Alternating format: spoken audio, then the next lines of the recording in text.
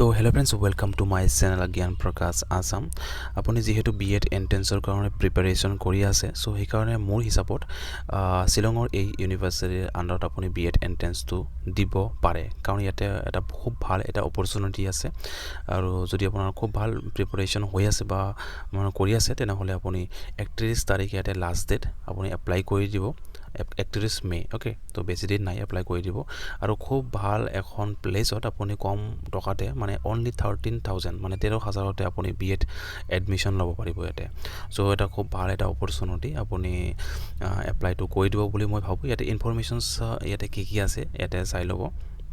Okay, ইয়াতে প্ৰথমতে কৈছে যে 30 তাৰিখৰ পৰা আৰম্ভ হৈছে, 30 মে' আৰু 31 মে' হৈছে লাষ্ট ডেট। অ'কে, মই মানে যিখিনি প্ৰয়োজনীয় বস্তু সেইখিনি কৈ আছোঁ, কাৰণ যিহেতু আপুনি এপ্লাই কৰিবলৈ হ'লে এইখিনি লাগিব।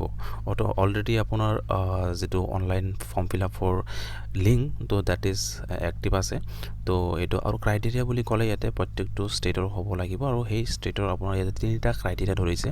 এটা আপোনাৰ যিটো লাষ্ট পইণ্টত কৈছে যে PRC মানে ডমিচিয়েল লাগিব, বা আপোনাৰ ইয়াতে যিকোনো এটা মানে সেই ৰাজ্যৰ এটা বাসিন্দা যে আধাৰ কাৰ্ড বা ভোটাৰ আই কাৰ্ড, তো এনেকুৱা দিলেও হ'ব। ইয়াতে 3টা অপশ্যন দিছে, যিকোনো এটা হ'লে সেইটো আপুনি আই থিংক চবৰ কাৰণে আছে এইটো এলিজিবল ফৰ BEd। BEdৰ কাৰণে আপোনাৰ যিহেতু গ্ৰেজুৱেশ্যনছ লাগিবই, আৰু উইথ যিটো 5% ৰিলেক্সেশ্যন দিব for reservations category, okay, SC ST OBC এইবোৰৰ কাৰণে। তাৰপিছত ইয়াতে এডমিশ্যন ফিজটোও দিছে, কিমান চব গোটেই ডিটেইলছখিনি দি দিছে ইয়াতে।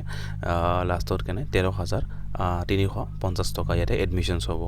যদি হোষ্টেলত থাকিব বিচাৰে, তেনেহ'লে ইয়াতে হোষ্টেলৰ কথাটোও ইয়াতে মেনশ্যনছ কৰিছে, 29,000 হোষ্টেলৰ যদি থাকিব বিচাৰে, তেনেহ'লে এইটো ফিজ ল'ব তেওঁলোকে।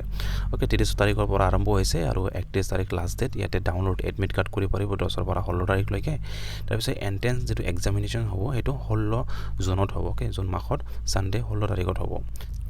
Okay, last date of uploading marksheet ইয়াতে 20 তাৰিখৰ পৰা 20 তাৰিখ দিছে। তাৰপিছত ইয়াতে মানে ইয়াতে হেৰি নহয়, অকল BEd নহয়, ইয়াতে BEd আছে, BEd plus BSc BS BA BEd। Okay, তাৰপিছত MAd আছে। তো গোটেই তেওঁলোকৰ নিজৰ যিটো ডেট আছে বেলেগকৈ ইয়াতে দিয়া আছে। অ'কে, আৰু যিটো তোমাৰ ৰিজাল্ট দিব সেইটো হৈছে 10 তাৰিখত দিব, যিটো BEd তাৰপিছত MAd এইবোৰৰ, আৰু যিটো BSc BEd বা BA BEd ডেট ইজ 5 তাৰিখত দিব। অ'কে, তো এইখিনি ডিটেইলছ আছিলে।